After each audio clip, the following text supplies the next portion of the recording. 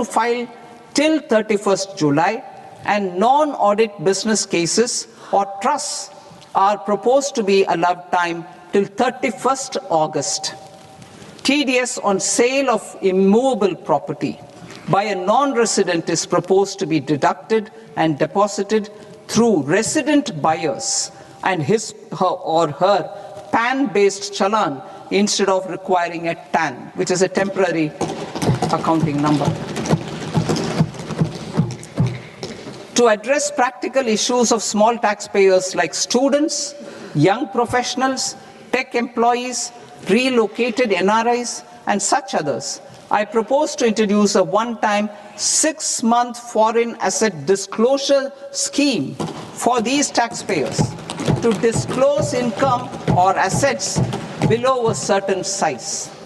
This scheme would be applicable for two categories of taxpayers, namely, A, who did not disclose their overseas income or assets, and B, who disclosed their overseas income and or paid due tax but could not declare the asset acquired.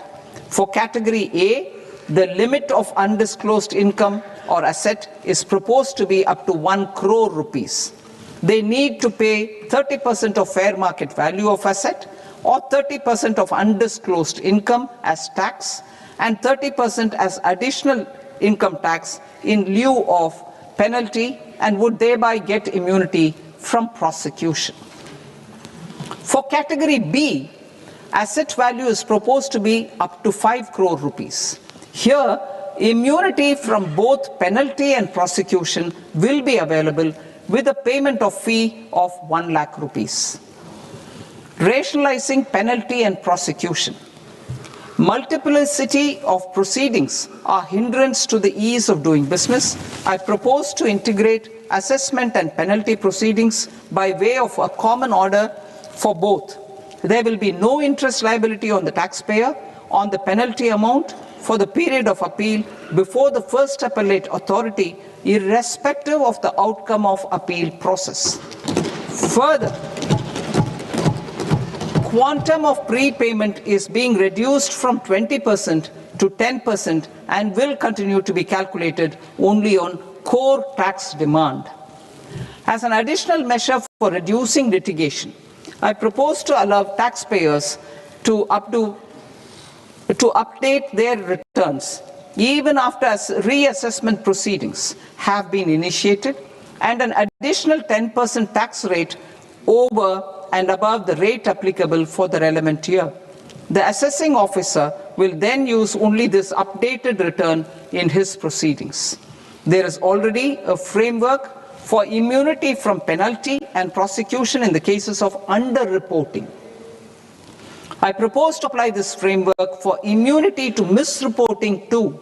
However, in such a case, the taxpayer will need to pay 100% of the tax amount as an additional income tax over and above the tax and interest due.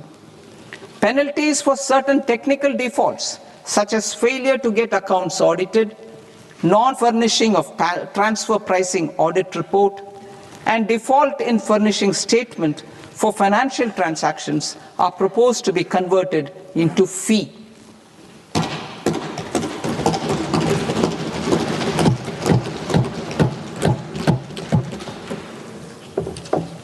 I propose to rationalize prosecution framework under Income Tax Act while maintaining a careful balance for deterrence in some serious offense.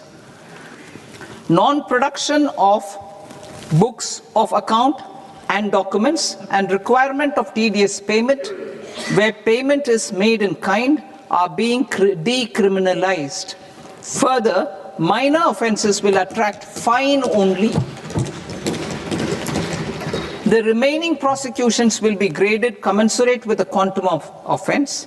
They will entail only simple imprisonment with maximum imprisonment reduced to 2 years and power to courts to convert even those into fines.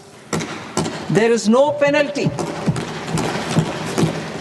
There is no penalty presently for non-disclosure of non-immovable foreign assets with aggregate value less than 20 lakh rupees.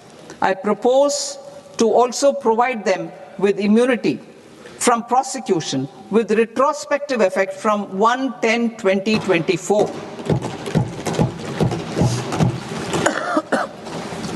Cooperatives. Deduction is already allowed to a primary cooperative society engaged in supplying milk, oilseeds, fruits or vegetables raised or grown by its members. I propose to extend this deduction to also include supply of cattle feed